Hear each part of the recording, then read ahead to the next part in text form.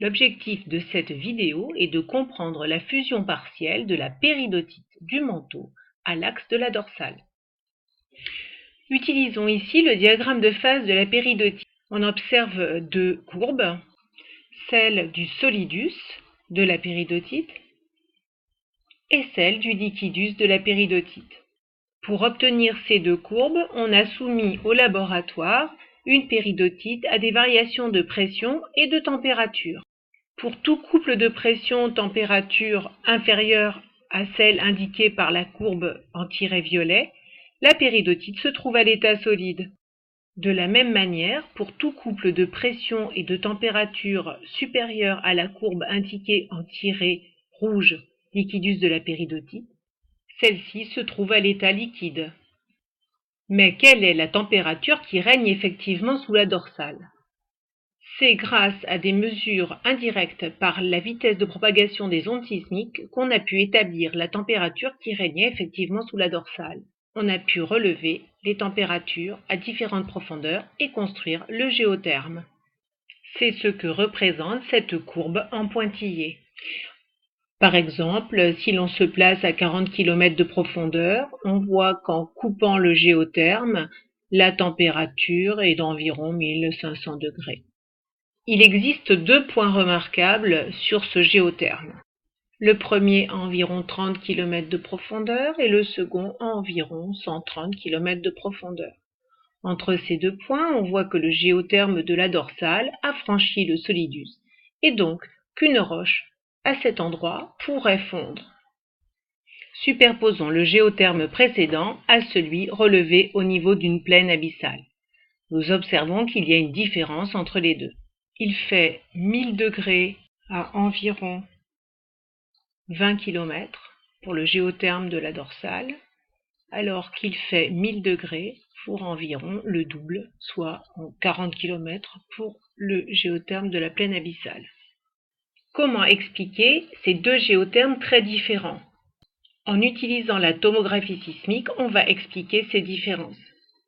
Si une onde sismique traverse un milieu dont les propriétés physiques diffèrent de celles du modèle moyen attendu, elles arriveront alors soit en retard, soit en avance. Les anomalies présentées en bleu sur le schéma sont des anomalies de la vitesse sismique qui montrent que le matériau traversé est plus froid que prévu. En revanche, les anomalies en rouge montrent que les ondes sismiques ont traversé un matériau qui est plus chaud que prévu. Mais que montre la tomographie sismique au niveau d'une dorsale? On observe ici au niveau de la dorsale médio-atlantique une anomalie positive, ce qui montre une remontée de matériel chaud. Afin d'en expliquer la cause, reprenons maintenant l'histoire de la formation d'une dorsale. Voici un bloc représentant une lithosphère continentale sur l'asténosphère. Voyons ce qu'il advient d'un morceau d'asténosphère lorsque la lithosphère sous-jacente est soumise à distension. Suivons l'état dans lequel se trouve une péridotite située sous une zone soumise à divergence. Nous la prendrons ici et la voici reportée sur le géotherme. Nous voyons qu'elle se situe dans la partie en dessous du solidus. Elle est donc à l'état solide. La lithosphère continentale soumise aux forces distensives s'amincit et l'asténosphère dont nous avons parlé remonte. La voici. Elle se trouve maintenant à une profondeur moindre. Traçons le trajet de la péridotite au cours de la distension. Nous voyons par cette flèche que la péridotite a subi une décompression, c'est-à-dire une diminution de pression, mais que sa température n'a pas beaucoup diminué. Si la distension se poursuit, la péridotite remonte encore, diminue de profondeur, et elle franchit le solidus, commence à fondre. C'est la fusion partielle qui génère du magma. On voit ici qu'elle a effectivement franchi le solidus. Si la distension continue, la péridotite continue de remonter vers la surface et continue de produire du magma. Il y a toujours diminution de pression, sans réelle diminution de température. La lithosphère superficielle très amincie et faillée est injectée de magma. Concluons par un schéma fonctionnel.